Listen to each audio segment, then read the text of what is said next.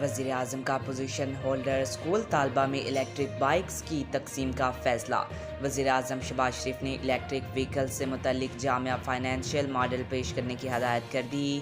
وزیر اعظم کی زیر صدارت الیکٹرک وہیکلز کے استعمال سے متعلق اجلاس ہوا، جس میں شہباز شریف نے وفاقی وزارت خزانہ اور اسٹیٹ بینک سے مشاورت کی ہدایت کر دی۔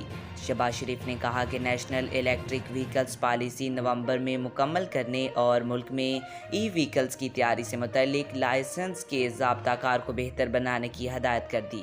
اس موقع پر گفتگو کرتے ہوئے وزیر اعظم شہباز شریف نے کہا کہ ملک میں بجلی سے چلنے والی گاڑیوں کو فروغ کے لیے حکومت ترجیحی اقدامات کر رہی ہے۔ انہوں نے کہا کہ بجلی سے چلنے والی گاڑیوں سے پٹرول اور ڈیزل کی درآمد کی مد میں زیر مبادلہ کی بچت ہوگی اور گاڑیاں ماحول دوست بھی ہوں گی۔ شہباز شریف کا کہنا ہے کہ ای وہیکلز کی پالیسی سے متعلق تمام صوبوں، وفاقی اکائیوں اور اسٹیک ہولڈر سے مشاورت کی جائے۔